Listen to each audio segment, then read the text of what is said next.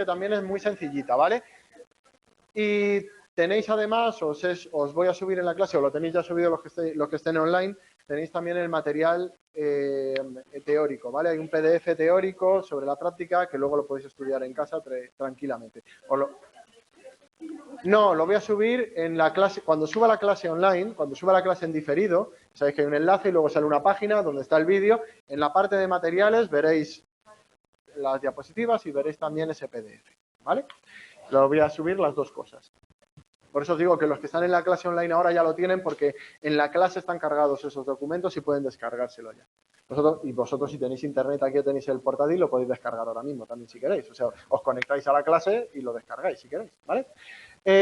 Bueno, vamos a hablar ahora, o vamos a centrarnos en la motivación humana, en la forma en la que los humanos realizan cierto tipo de conductas o todas sus conductas, cómo se motiva a los humanos o cómo modificar tanto la cantidad como el tipo de motivación que lleva a los humanos a hacer determinadas conductas, y nos vamos a centrar en la motivación deportiva y en una herramienta que es muy útil en humanos, que son los autoinformes. Pedirle a la persona que te diga ciertos valores, o que te indique su estado, o que te indique sus inclinaciones, o que te indique, bueno, pues determinados, sus cogniciones, sus conductas, que te informe de sus propios pensamientos, etcétera, etcétera. Eso es una herramienta de autoinforme. Por supuesto, el autoinforme tiene que estar muy bien diseñado. Un autoinforme tiene que seguir las reglas de la psicometría y tiene que diseñarse para ser válido y para ser adecuado para una medición concreta y probarse, por supuesto, en un número grande de personas, de sujetos, para saber que está midiendo lo que pretendes que mida y que coincide o converge con otras medidas de lo mismo o con medidas experimentales de ese constructo, ¿vale? Así que siempre tienen que ser informes o autoinformes o herramientas validadas. Bueno, uno de los campos, hay muchísimos campos en los que la psicología de la motivación puede aplicarse, pero uno de ellos es el de la actividad física y el deporte. Tanto en la práctica de actividad física relacionada con la salud como en el rendimiento deportivo. De hecho, una de las variables que puede influir en el rendimiento deportivo de un atleta es su motivación y las causas o los factores que motivan a esa persona para realizar la actividad deportiva. Lo mismo ocurre con la actividad relacionada con la salud. No tiene por qué ser profesional, simplemente por una cuestión de salud. El que una persona se adhiera a conductas saludables respecto a la práctica deportiva también dependerá de cuáles son sus motivaciones y también dependerá de cómo seamos capaces de variar tanto las recompensas como la motivación que tiene esa persona por realizar, o las causas o las razones por las que esa persona realiza actividad deportiva. Bueno, de esto ya hemos hablado, no vamos a repetir la motivación una y otra vez. Pero sobre todo nos interesa aquí la dimensión de mantenimiento de la conducta, porque en el ámbito deportivo, tanto en la salud como en el rendimiento, lo importante no es solo realizar una conducta, sino cómo mantenemos en el tiempo esa conducta. Y ya veréis que una de las variables relacionadas con el mantenimiento de la conducta a largo plazo está en el origen de la motivación, el tipo de motivación. Hemos hablado antes de motivación extrínseca y también hemos hablado un poco de motivación intrínseca. Quizás una de las cosas que mejor mantiene una conducta en el tiempo es que esa actividad esté motivada intrínsecamente, es decir, que se realice por el propio placer de la actividad. Pensad en cosas que realizáis por obligación o por una recompensa externa y cosas como vuestros hobbies, las tareas que os gustan, que realizáis simplemente por el placer de poder realizar esa actividad. Y cómo es mucho más fácil mantener esas conductas que están realizadas porque a uno le gusta hacerlo, aunque no se recompensen de ninguna manera. Vuelvo a decir lo mismo, si os gusta el cine, ir al cine incluso os cuesta dinero, nadie va a recompensar por ello, pero ¿por qué se hace o por qué las personas que les gusta van mucho? Entre ellas a mí me gusta muchísimo ir, pues lo hacen porque el mero hecho de realizar esa actividad es placentero, se mantiene por ella misma, eso es motivación intrínseca. Bueno, pues esta práctica la vamos a plantear desde una teoría concreta, que se verá en el tema 8. ¿Vale? En el tema 8, en los aspectos cognitivos de la motivación, más relacionados, por supuesto, con los humanos, porque son los animales a los que podemos acceder de alguna manera, aunque sea indirecta, a su mente, a través del lenguaje y de los informes bien escritos, que también son lenguaje, por otra parte. Pero bueno, la teoría de la autodeterminación. Esto es una teoría que engloba otras muchas teorías. Es una teoría bastante compleja sobre la motivación que viene a decir a grandes rasgos, o viene a determinar en grandes rasgos que las conductas se realizarán o no se realizarán en función de la autodeterminación o cómo de autodeterminadas se perciban esas conductas. Cuando una persona se siente competente, cuando una persona se siente capaz, cuando una persona es capaz de decidir sobre su propia conducta, esa conducta pasa a estar motivada de manera intrínseca y esa conducta se mantiene. Dicho así a grosso modo, en el documento que os voy a pasar sobre los contenidos teóricos aparece esa teoría y la veremos también en el capítulo 8, en las diapositivas del capítulo 8. Pero no me voy a meter demasiado aquí porque ya la veremos y si no vamos a repetir demasiado. Bueno, de hecho describe la motivación intrínseca como el prototipo de la conducta autónoma, es decir, determinada por la propia persona, no impuesta por los demás o por el contexto o por otras situaciones, y de la actividad autodeterminada, es decir, que se realiza como la persona quiere, de la manera que quiere y que determina tanto el inicio como el fin. Que son las conductas que aumentan la motivación intrínseca y que a largo plazo hará que se mantenga la conducta, es decir, que en el futuro se mantenga la conducta durante un periodo prolongado de tiempo.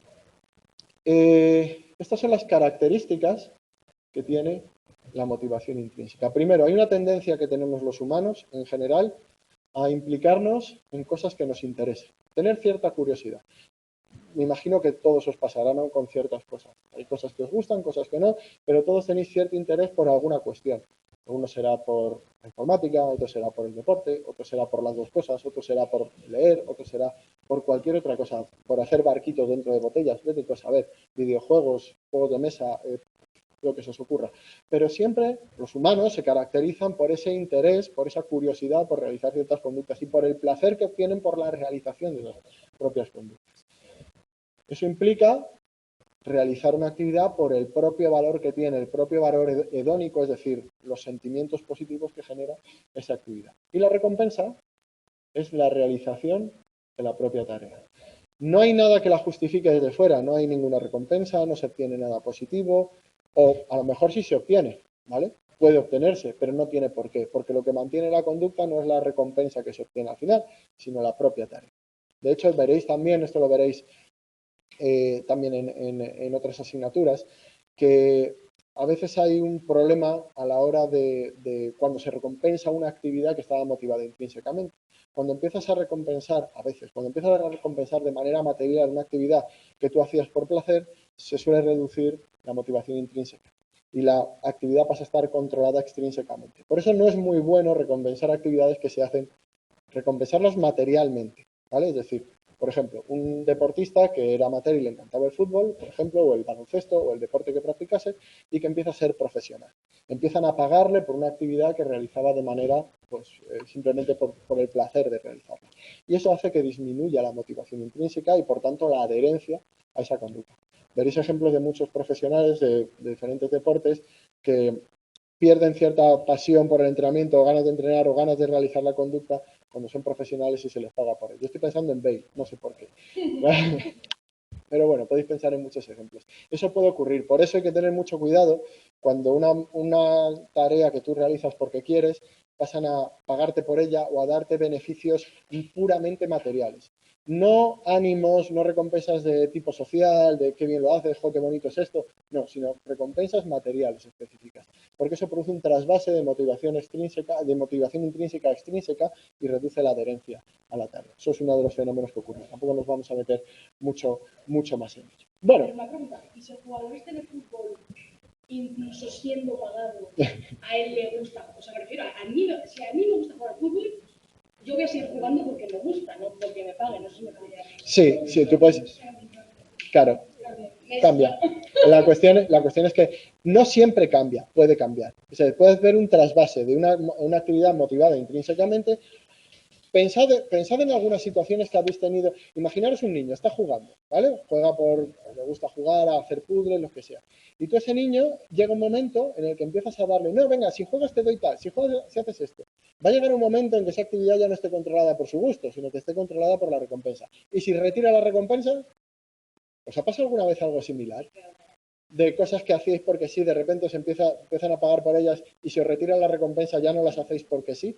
Ese es el cambio de control. El cambio de control es que una cosa que tú hacías sin necesidad de ninguna recompensa, pasas a hacerla por una recompensa y si te quitan la recompensa ya no la haces más. Porque ya no está controlada intrínsecamente, ya está controlada por la recompensa.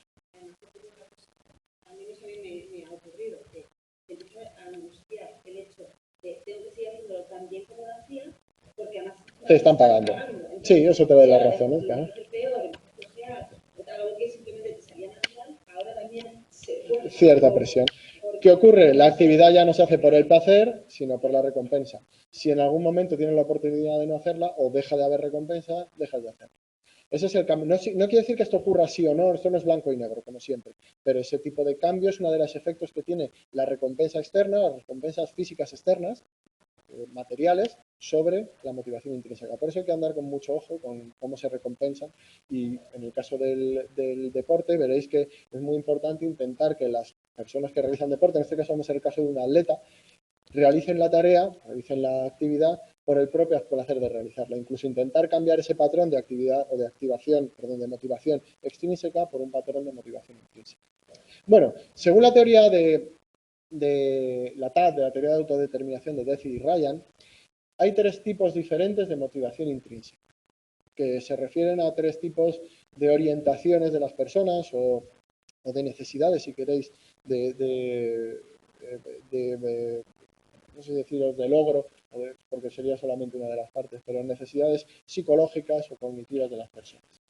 Por un lado, la motivación intrínseca hacia el conocimiento. Cuando se hace algo por el mero placer de comprender, de saber, de aprender cosas nuevas. No de lograr cosas nuevas, de aprender, de saber, por un simple saber, conocimiento.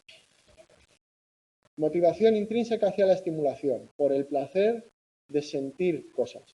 Por ejemplo, cuando uno se lanza en paracaídas, seguramente no lo puede hacer por un logro también o por conocer algo más sobre la física de la gravedad, pero normalmente lo hace por sentir experiencias nuevas, una nueva sensación que le resulte placentera. Eso sería la motivación intrínseca hacia la estimulación. Y la motivación, me he equivocado aquí, ¿vale? Esto es una I. Me he equivocado y he puesto una I, esto sería motivación extrínseca, pero esto es intrínseca. La motivación intrínseca hacia la ejecución o logro por la satisfacción que proporciona dominar algo nuevo, ser bueno en una tarea concreta, obtener una meta o un logro concreto. ¿Vale? La motivación está en la realización de la propia tarea, pero sobre todo en la consecución de esa propia tarea. Es que son tres maneras diferentes de que una actividad esté motivada por la propia tarea y no por ningún tipo de recompensa. Sí, por supuesto, y de hecho lo están normalmente mezclados, a no ser que sea una actividad muy pura y concreta que se haga por algo, pero normalmente están, por ejemplo, si tú, me pongo a mí de ejemplo, si te dedicas a hacer ciencia, pues te gusta conocer mucho, también te gusta lograr cosas nuevas y bueno, lo de la estimulación ya menos, porque a veces es un poco aburrido, pero estás más bien leyendo, ¿no? Pero me imagino que si eres Indiana Jones, si eres arqueólogo, pues también la estimulación tendrá mucho que ver.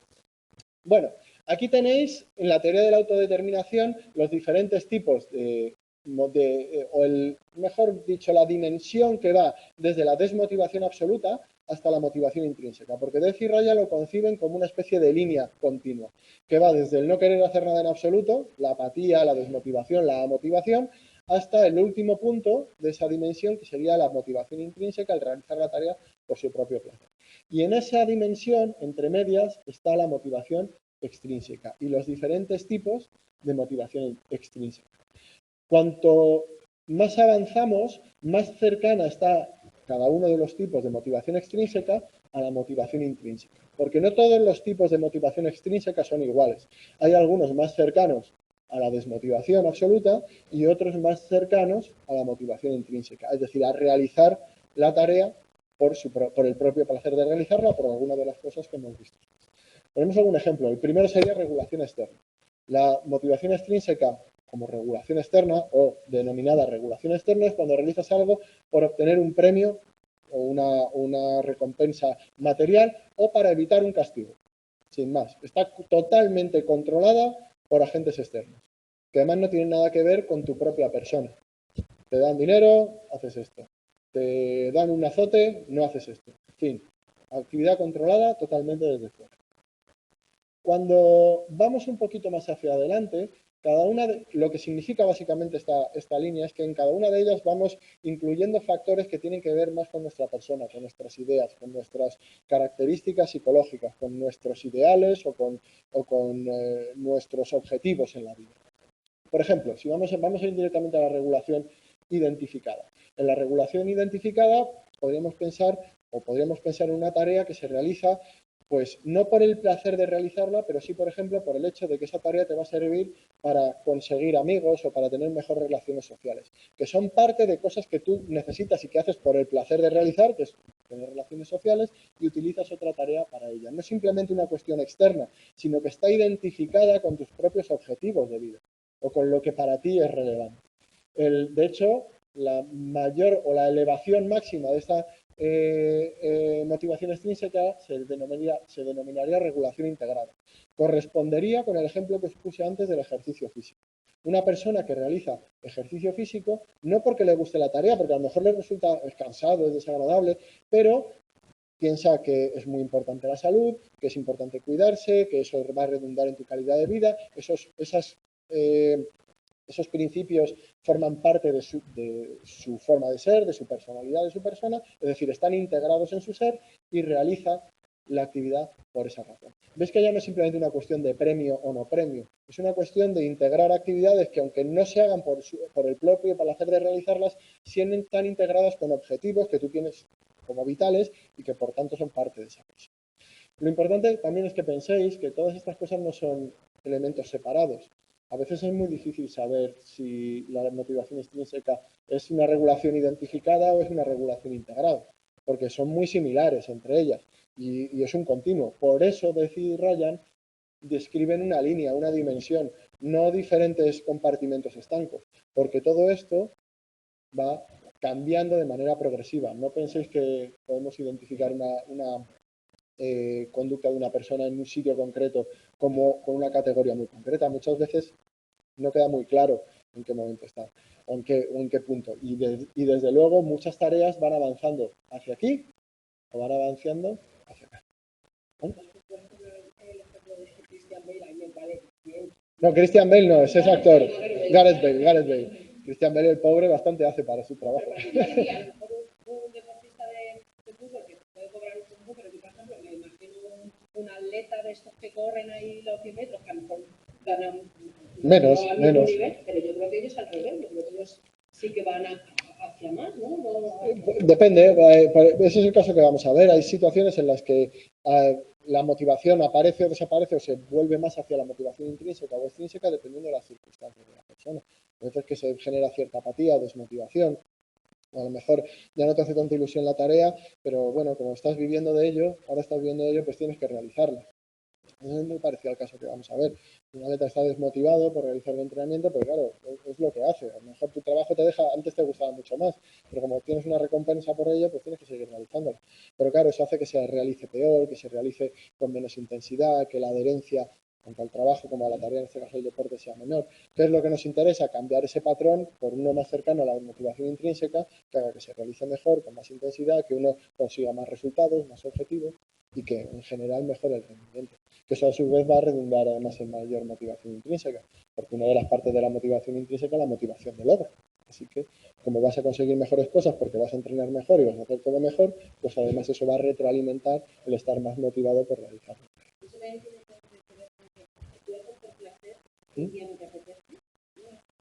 Sí. ¿De hacerlo? Sí, eso es. Sí, lo hacías cuando a ti te apetecía o en la circunstancia que te apetecía. Cuando ya lo tienes que hacer por obligación, también da lugar a contingencias negativas, es decir, al hecho de que sea aversivo realizarlo porque no te apetecía en ese momento, pero tienes que hacerlo. Y eso de nuevo también disminuye la motivación intrínseca.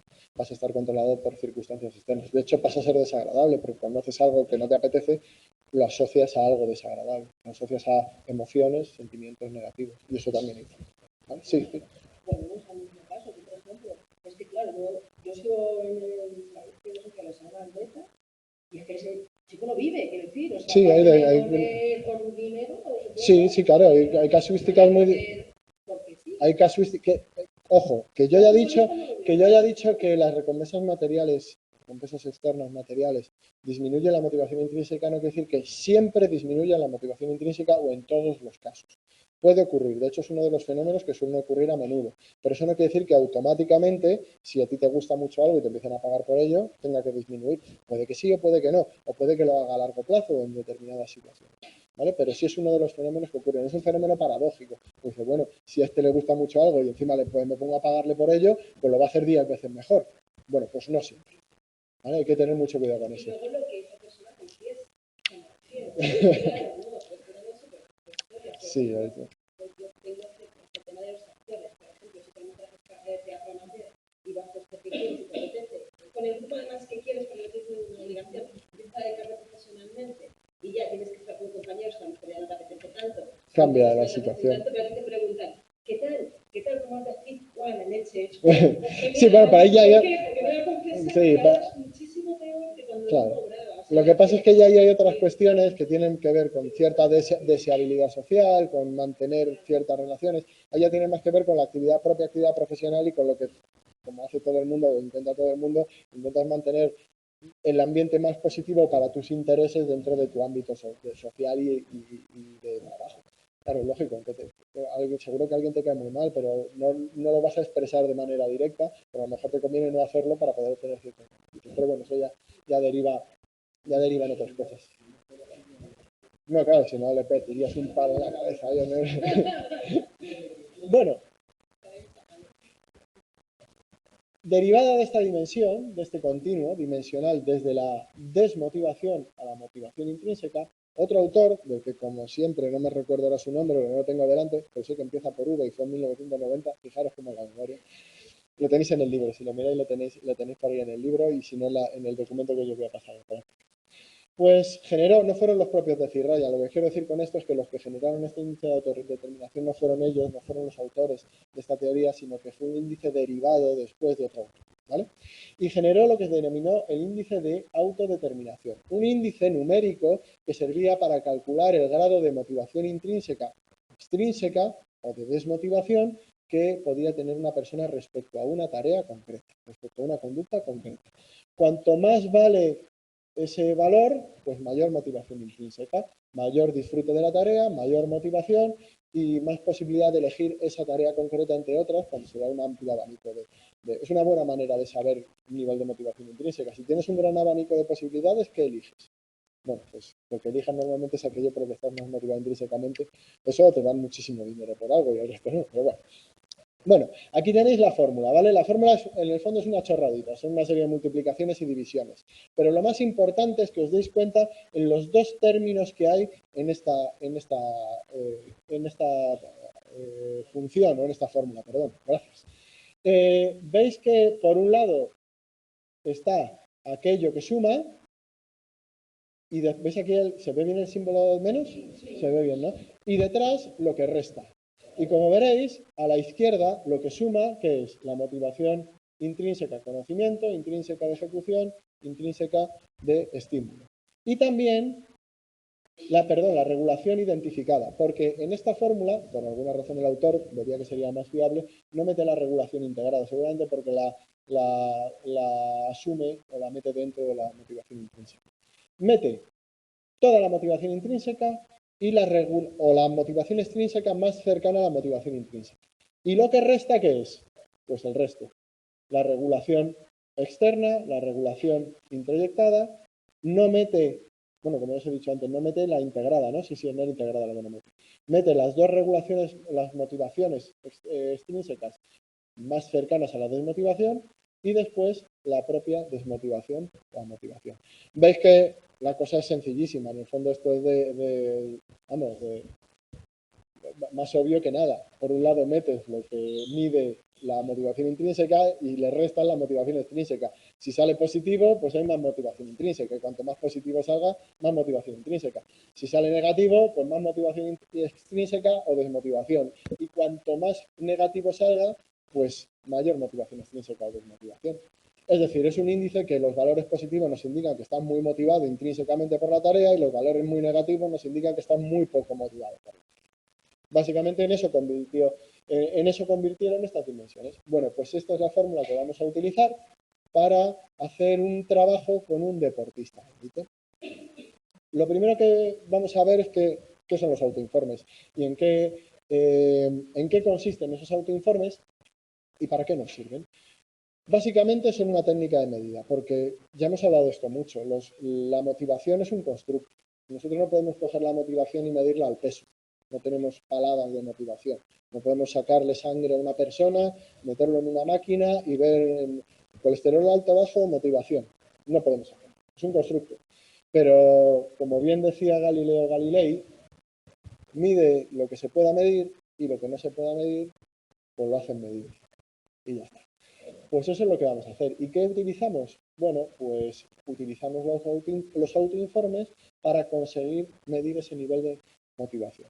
En esencia, ¿qué hacemos? Bueno, la motivación es un constructo, pero ¿con qué correlaciona o en qué se deriva? En ejecución conductual. Así que si la persona ejecuta más la tarea y la realiza de una manera más, bueno, en este caso la motivación intrínseca, más derivada del propio placer por la tarea, ejecutará más la tarea y eso hará que tenga una mayor motivación. Si yo le pregunto a la persona por las razones por las que realiza la tarea y cómo la realiza y cómo se siente respecto a la tarea, podré medir ese nivel de motivación. Es decir, preguntarle por cómo ejecuta la tarea y por qué, la conducta, y obtener una medida del constructo que viene detrás, que es la motivación. Así que básicamente esos son los autoinformes. Medir estados del sujeto, medir informes subjetivos, medir los sentimientos, es decir, que la persona se observe a sí misma y dé informes sobre sus diferentes estados, sentimientos, conductas, etcétera, etcétera. Sí, sí, dime. Sí, esto se va a utilizar, ahora lo vamos a ver, lo vamos a traducir a números, en una cosa que habéis hecho 100.000 veces, como los cuestionarios estos de atención al cliente, escalas Likert, ¿os suenan las escalas Likert que van normalmente del 1 al 7? Del 1 al 7 o del 1 al 10, valores, pues básicamente es eso. Del 1 al 7, ¿cómo de bien te sientes realizando esta tarea? Del 1 al 7, ¿cuánto placer te proporciona esta tarea? Estoy inventándome ítems que no valen para nada, de verdad los vais a ver. Bueno, pues esto lo que se hace es construir escalas, construir cuestionarios a través de una serie de reglas, que es la que dicta la psicometría y que también vais a estudiar, por supuesto, y que son muy importantes para esto, para lograr que ese contenido de esos instrumentos sea válido y mida lo que pretendemos medir. Es decir, que al final correlacione con lo que queremos que correlacione, con la conducta y cómo se realiza y con otras medidas de la motivación y con otros constructos asociados. A la boca de antes en cuanto a la motivación, entiendo que empieza siendo extrínseca, en cuanto a la motivación, sí, como bolitas, y hago una extrapolación y digo, pudiera ser que la motivación extrínseca pasara a ser mayor con el uso en esa actividad, con el paso del tiempo en humanos o en ratas, y pasara a tener más fuerza la intrínseca que la extrínseca. Claro, el problema en animales es que la motivación intrínseca es un constructo, claro, es que es un constructo puramente humano, no porque no pueda darse en animales, sino que no podemos saberlo en animales, porque no tenemos ninguna manera de medir en un animal si realmente está realizando una tarea por el placer de realizar esa tarea. Hay maneras indirectas, por ejemplo, que realice una actividad sin ningún premio, simplemente la hace porque la hace, pero realmente nunca estamos seguros de si realmente hay una ausencia de premio. Nunca estás seguro, porque cierta actividad podría tener un fin determinado que no puedes conocer porque no tienes acceso a la cognición o a los constructos de ese animal. Claro, a lo mejor lo hace porque quiere, pero a lo mejor es por otra razón, porque el premio está en cierto nivel de activación que tiene, pero de la verdad es muy difícil saberlo. Por eso se mide a través de autoinformes en humanos. Y ya os digo, en animales pues es muy complicado saber esto. Bueno, hay diferentes tipos, ¿vale? De autoinformes. No nos vamos a poner a describir todos. Cada uno tiene sus pros, tiene sus contras. Los conoceréis muchos autorregistros, cuestionarios, etcétera. Pero sobre todo hay que tener muy en cuenta cómo se realizan. Cuando uno realiza un autoinforme, como profesional, uno tiene que tener siempre en cuenta que un autoinforme no es simplemente me pongo a recoger datos o pregunto a la persona. O utilizo herramientas validadas o construyo herramientas válidas a través de investigación y selección muy buena de los contenidos y también de las escalas que yo vaya a utilizar cada momento, ¿vale? Hay además muchos autoinformes que pueden tener serios problemas, así que hay que tener también mucho cuidado con ellos. Por ejemplo, de deseabilidad social. Claro, si tú le vas a preguntar a una persona cosas sobre cómo se siente o su estado, si haces un cuestionario de racismo, ¿vale? Un autoinforme de racismo, un cuestionario sobre racismo. Pues lo más normal es que te contesten de acuerdo con la norma social. Es decir, que oculten ciertas intenciones. Eso no quiere decir que el que te conteste que no es racista sí lo sea porque te lo está ocultando, pero que habrá personas que tengan un nivel de racismo más elevado y como aquello, decirlo no es deseable socialmente, si no lo es en esa situación, pues no lo diga. Eso sería deseabilidad social, ¿vale? O cualquier otra conducta que podéis pensar que está en contra de la norma social. Pues uno tiende a comportarse de acuerdo a lo que cree que es socialmente aconsejable o socialmente deseable. También la forma en que nos percibimos, porque la forma en que nos percibimos no siempre es realista. Hay veces que pecamos tanto de sobreestimarnos como de subestimarnos, o de no tener muy claras cuáles son las causas de lo que realizamos o en qué medida realizamos ciertas cosas, ¿vale? Para estas cosas también hay diferentes soluciones. Cuando se hace un autoinforme, bueno, pues la deseabilidad social la eliminas a través de diferentes formulaciones de las preguntas o a través de preguntas inversas en los cuestionarios. Hay muchas maneras de intentar eliminarla. O preguntas que intentan preguntar por lo mismo, pero de maneras que no sean socialmente indeseables.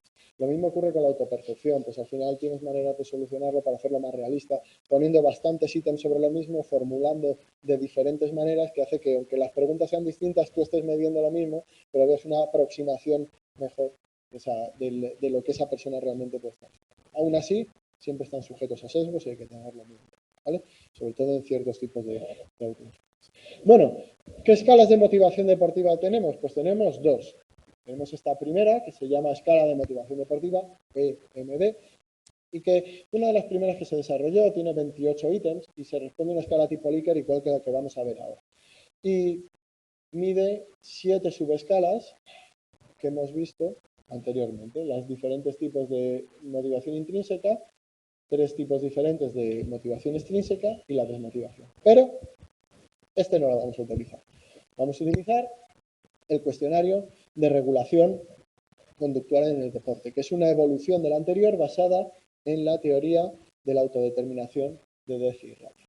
Y lo que intenta, esto surgió como un intento de solucionar problemas psicométricos que tenía la otra escala. Básicamente los autores lo que pretendían es medir de una manera más pura y más precisa la motivación en el deporte. Así que derivaron esta escala de la anterior. Crearon ítems nuevos, cambiaron otros y compararon una escala con otra y la fiabilidad de esta escala pues era.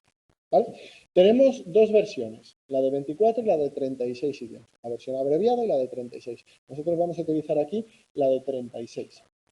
La única diferencia es que la de 24 mide la motivación intrínseca como si fuese una sola cosa, es decir, solo pone una serie de ítems para toda la motivación intrínseca. La de 36 los mide por separado.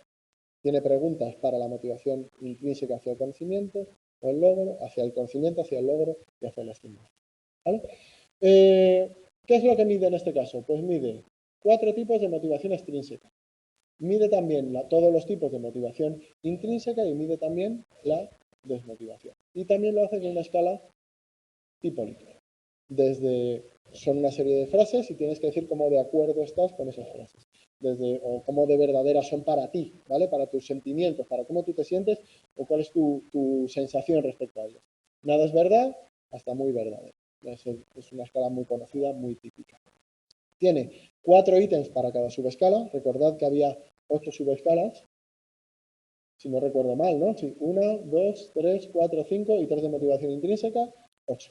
Así que mide todas las que están, o todas las que aparecen en la teoría de Death. Lo que se hace es coger la puntuación promediada de cada una de las escalas, como cada escala tiene 4 ítems, pues se hace la media de esos 4 ítems, la media para cada escala. Este es un ejemplo, ¿vale? De ítem que tenéis que vamos a ver. Bueno, ¿cómo va a ser esta intervención que vamos a hacer sobre este deportista? Pues en la primera fase vamos a medir los niveles de motivación del atleta. En la segunda fase vamos a someterle a un entrenamiento motivacional, es decir, a la propia intervención. Por supuesto no la vamos a hacer ni la vamos a ver aquí, eso ya es materia de otra cosa, de otras asignaturas. Y la tercera fase vamos a volver a medir para ver si realmente ha cambiado su patrón motivacional. Básicamente esto es una intervención y es como se debe hacer una intervención en psicología, por lo menos en psicología científica. Mides, intervienes y vuelves a medir para ver si realmente ha tenido efecto. No intervienes y te das por satisfecho, o mides, intervienes y das por hecho que te ha ido bien, no. Realmente mides la eficacia de tus tratamientos y si no funciona, cambias de tratamiento o cambias de intervención. ¿vale? Siempre hay que comprobar que lo que estás haciendo funciona, básicamente. Es de perogrullo también, pero oye. Bueno, ¿qué vamos a hacer? Bueno, pues lo primero, lo que nos ocurre es un atleta que ha perdido o que está bajando su rendimiento, que lo que él indica es que pues, ya no tiene tanta motivación para entrenar, que ya no le gusta tanto, que incluso le provoca cierta ansiedad y que, bueno, no está tan a gusto como antes. Claro, uno lo que piensa es que está perdiendo o que tiene una menor motivación o que al menos la motivación está relacionada con otras causas que no sea el propio placer por la tarea. Básicamente, si es un atleta de élite, pues vive de ello, no vas a dejar de hacerlo porque te mueres de hambre si vives de ello. ¿Vale? Bueno, pues imaginaros que es un atleta varón de 25 años, diestro, bueno, todos los datos que se recogen normalmente, ¿vale? Pero para que os hagáis una idea de la persona a la que estaríamos interviniendo, o estaríamos haciendo una intervención. Vamos a utilizar el CRCD de 36 ítems, que ya lo hemos visto antes, y lo que vamos a hacer es administrar el cuestionario antes del entrenamiento, antes de que empiece el entrenamiento, y tras haber transcurrido 2 meses del final de la temporada. Lo vamos a pasar en dos momentos, ¿vale? Vamos a pasar en 2 momentos el cuestionario, tener 2 medidas de ese cuestionario. Bueno, se le dan las instrucciones y se le pasan los cuestionarios para ver su perfil motivativo. Vamos a imaginarnos, para simplificar, ¿vale? Que solamente lo hemos pasado una vez, lo hemos pasado antes de la intervención y que son los resultados que aparecen. Básicamente, ¿vale? Antes de empezar la intervención, oye, relléname el cuestionario, o lo rellenas en casa tranquilamente. Sé lo más sincero que puedas, reflexiona bien sobre las preguntas, utiliza toda la escala, no te quedes solamente los ítems intermedios, o sea que utiliza todo el espectro y rellena. Bueno, pues aquí tenéis los ejemplos de todos los ítems. Yo no lo veo muy bien por aquí, pero por ejemplo, ¿por qué lo encuentro agradable? ¿Veis que son neutros? Se refieren a todo, para que no se refieran a un solo deporte, sino que puedan referirse a cualquier deporte. Tú sabes que eres atleta, bueno, pues ¿por qué lo encuentras agradable? Ya sabes que se refiere a esa conducta concreta, a tu profesión en este caso, la de ser atleta, sea cual sea la disciplina que sea. Porque me divierto, porque he dicho porque, como si fuese pregunta, por esa afirmación, porque disfruto aprendiendo nuevas técnicas. Tú lo que tienes que decir es en qué grado es verdad esta afirmación respecto a ti. ¿Haces deporte porque disfruta aprendiendo nuevas técnicas? 1, para nada. 7. ¿Qué tendrá relación porque disfruta aprendiendo nuevas técnicas? ¿Qué tipo de motivación será esa? ¿Qué está midiendo ese ítem? Porque disfruto aprendiendo nuevas técnicas. ¿Intrínseca de qué tipo? Conocimiento. Lo veis, ¿no? ¿Veis la lógica de todo esto? Si vamos a otras, porque si no lo hago, otros no estarían contentos conmigo. Extrínseca. Ahora, podría ser esa, ahora mismo no lo sé seguro, pero podría ser esa, podría estar relacionada también con los castigos, por ser un castigo esto. Pero también podría ser alguna de las intermedias, ¿vale? Ahora lo vamos a ver cuáles son. De hecho, aquí tenéis cada una de las escalas y las preguntas referidas a cada una de las escalas. Os voy a pasar esto, ¿vale? Eso que luego lo vais a poder ver con detenimiento. ¿Qué es lo que vamos a hacer? Coger las puntuaciones a cada uno de los ítems, sumarlos para cada escala y dividirlos entre 4 para obtener la puntuación media de cada escala. Simplemente es eso. Aquí tenéis las respuestas. ¿Qué es lo que haríamos? Coger estos números, ver qué ítem corresponde a cada escala y ponerles las puntuaciones a cada escala. Haces la media, hallas las medias de los diferentes tipos, de las diferentes dimensiones de motivación y obtenemos 2 cosas. El perfil motivacional, que básicamente es un gráfico donde te indica el nivel en cada una de las dimensiones, y el índice de autodeterminación. Mirad, aquí estas serían las puntuaciones que ha dado la persona a cada una de las escalas. ¿Veis que aquí viene el número de ítem? Viene primero la dimensión, el número de ítem y la puntuación que ha dado. ¿Lo veis, no? Lo que hacemos es la media de las puntuaciones de cada una de las dimensiones. Y esa media sería la puntuación en esa dimensión concreta. Eso no lo das tú, ¿verdad? O sea, las respuestas al test. Las respuestas las hace la persona. Esto ya está aquí, pero porque es un ejemplo. Esto básicamente es el ejemplo de las prácticas. Pero esto lo que pasa es que tú le llevas el test, esa persona hace el test y luego tú calculas. En una situación real lo harías así. ¿Vale? Es decir, no en la PEC. Primero, bueno, esto no sé yo si se llegaría a considerar PEC porque no tenéis que entregar nada. Pero en estas prácticas, cuando te metes a la página online, esta parte ya está hecha. Tú solo tienes que hacer la segunda. ¿Vale? De hecho, esta ya está calculada y tú luego calcularás la otra parte, si no recuerdo. ¿Vale? Aquí tenéis las puntuaciones de cada una de las dimensiones. ¿vale? Y esto nos da un perfil motivacional, que es este. Aquí tenéis las diferentes valores, perdón, las diferentes dimensiones y aquí tenéis las puntuaciones. A este lado está la motivación. La dimensión está de izquierda a derecha, ¿vale? Desde motivación intrínseca hasta desmotivación. Así que viendo esta línea podéis ver muy bien los niveles de motivación intrínseca y extrínseca que tiene la persona. Si según nos acercamos aquí, nos acercamos a la desmotivación y aquí tenemos la motivación intrínseca, ¿qué nos dice este perfil?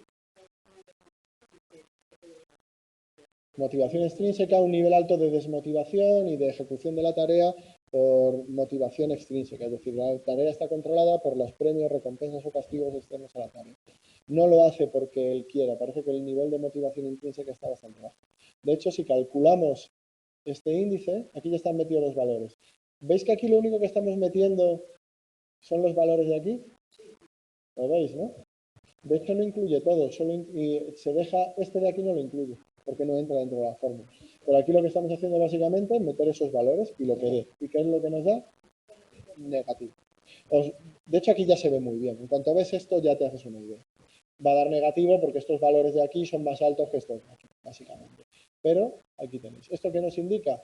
Pues que el atleta parece estar bastante desmotivado, que la motivación tiene un perfil extrínseco y que eso va asociado, como suele ir asociado este tipo de desmotivación y motivación extrínseca, a pensamientos negativos, a síntomas depresivos, a apatía, a entrenar peor, a menor rendimiento en general. Así que lo que podemos tener claro, según este perfil, es que lo que motiva, lo que mantiene la conducta son fuentes externas. Y las fuentes externas pueden ser positivas, premios, pero también pueden ser castigos. Es decir, que el miedo a perder su sustento, su forma de vida, sea lo que mantenga la tarea y que por eso, por ejemplo, tenga síntomas de apatía o de depresión o de ansiedad o de falta de rendimiento.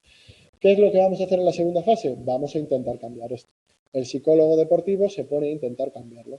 Una de las posibles estrategias sería lo que se denomina la entrevista motivacional. ¿Qué vamos a intentar trabajar? Vamos a intentar trabajar los aspectos que puedan incrementar la motivación intrínseca. Y el psicólogo, que está haciendo el experto en psicología del deporte, ha decidido utilizar la técnica de la entrevista motivacional. Esto también lo veréis más adelante, ¿vale? No nos vamos a explicar toda la entrevista motivacional. Aquí tenéis algunas cosillas. Básicamente, la entrevista motivacional de lo que va es de que la persona sea la artífice de su propio cambio. Ponerla en situaciones que la lleven a cambiar sus cogniciones y sus conductas, a cambiar sus pensamientos, a plantearse el por qué realiza la actividad, las cuestiones positivas de realizar esa actividad, etcétera, etcétera. Adoptas una perspectiva de dar consejo, no de ordenar o de dar directrices concretas, sino que sea la propia persona la que motive ese cambio, la que lleve a cabo ese cambio. Bueno, durante 6 meses el atleta participó voluntariamente en esta serie de esta intervención que se realizó con el psicólogo deportivo, pues se verían, yo que sé, cada semana, cada 2 semanas, viendo las evoluciones, dando tareas para que realizase el propio atleta, intentando cambiar la manera en que afronta su actividad. ¿Qué hacemos una vez que todo esto lo tenéis, ¿vale? No podemos detener a leerlo todo, a verlo todo, pero todo esto lo tenéis en lo que os voy a pasar. Bueno, yo esto mismo os lo voy a pasar. Bueno, ¿qué es lo que hacemos? Pues una vez terminada la intervención, tendremos que ver qué ha pasado, ¿no? con el atleta. Bueno, pues vamos a volver a pasar el mismo instrumento. La idea es volver a pasar la misma herramienta para ver si ha habido cambios en ese perfil motivacional. Y si también si cambia el perfil motivacional, cambia el índice de autodeterminación. Bueno, depende de la dirección en la que cambie. Puede que haya cambios en las dos partes de la escala y se quede exactamente igual, pero lo normal es que cambie el perfil motivacional y con ello también el índice de autodeterminación. Pues 3 meses después del entrenamiento, o sea, 9 meses después de la primera vez que pasamos la herramienta, porque han pasado 6 meses de intervención y 3 meses, se le administra el mismo cuestionario. Vuelve a responder. Estas son las respuestas imaginadas de esta persona que ha respondido y ahora volvemos a calcular exactamente lo mismo. Aquí están las respuestas suyas a los diferentes ítems, ¿vale? Y de nuevo lo que hacemos es meter, esto luego con el PDF que os pase lo podéis hacer, ¿vale? Porque lo podéis volver a hacer en casa si queréis. Se vuelven a coger estas respuestas y metéis los valores aquí. Hacéis la media de cada uno de ellos y volvéis a obtener. Y aquí tenéis las respuestas para cada una de las dimensiones y los valores en cada una de las dimensiones. y volvéis a obtener un perfil motivacional. Básicamente es lo mismo que has hecho antes, pero con las nuevas respuestas. No tiene más. Bueno, pues aquí ya también podéis ver algún pequeño caso. Si vemos el perfil motivacional, pues veréis el cambio. En la fase 1 os acordáis que era este, ¿no? Recordad que aquí está la motivación intrínseca, la desmotivación. Fijaros cómo ha cambiado. Por supuesto es un caso inventado, ¿vale? Ha cambiado porque hemos decidido o han decidido los que lo han hecho que ha cambiado. Así es facilísimo. Luego la realidad es bastante más compleja, ¿vale? Pero bueno, así imaginado sale todo perfecto. O sea, el papel lo aguanta todo. ¿Eh? La entrevista motivacional. Basado en entrevista motivacional durante varios meses se sigue ese procedimiento, es un procedimiento estándar para este tipo de intervenciones. No, no es simplemente entrevistarse, es una serie de técnicas que pretenden que la persona se implique en el cambio en la actividad, ¿vale? A través de consejos, a través de una serie de herramientas. Yo tampoco soy un gran dominador de ellas porque yo no me dedico a la psicología clínica ni a la psicología deportiva, pero es uno de los procedimientos estándar, igual que la terapia cognitivo-conductual para la depresión, ¿vale? Sí, dime. A ver, no me estoy enterando de nada. Vaya. Vale, entonces, al igual que en otra práctica, había que colocar los datos de las razas en la página web. Sí. En la primera fase tenemos que calcular numéricamente y hacer la gráfica, imagino.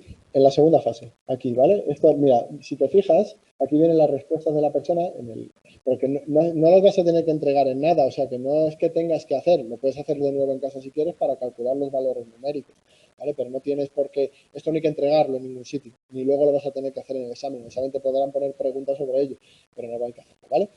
En este caso, lo que tenemos son las respuestas imaginadas, inventadas, ¿vale? Coges cada una de las respuestas y las tendrías que poner. Ves que aquí tienes el número de ítem y aquí cada una de las dimensiones. Pues coges las respuestas y pones cada una, los valores de cada una. Haces las medias y te sale el perfil motivacional. Ahí haces la gráfica de la fase 1 ya estaba, la gráfica de la fase 3 es esta. Y lo que ves es que ha habido un cambio. Cuando calculamos el índice de autodeterminación, calculamos el índice de autodeterminación, vemos que ha habido un cambio. No va a preguntar, ¿cuánto sale en la práctica un 11 con? No, eso no, ¿vale? No, eso no va a ocurrir eso, ¿vale?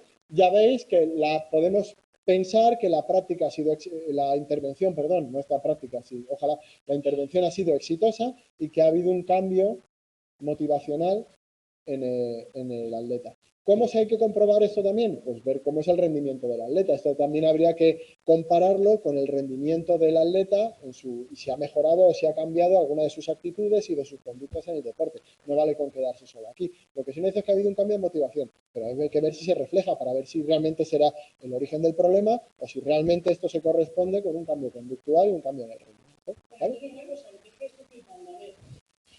No sé por qué llegó tarde, porque estos son las prácticas, ¿verdad? Sí. Entonces, pero hay que entregarlo. No. No. O sea, hay que hacerlo. Mírate la guía. La guía de la asignatura lo tienes. Lo primero, una cosa que os he dicho, os repito otra vez. Las guías de estudio de las asignaturas hay que leérselas. Hay que leérselas de arriba abajo, porque ahí está todo lo que tienes que hacer. Lo que vale es lo que está ahí. Si no, hay que leerse toda la guía de estudio. Que paséis buenas navidades a todos. Que ya no, se acaban el 21, así que ya nos vemos después de navidades, ¿vale? Así que mucha suerte y que vaya muy bien.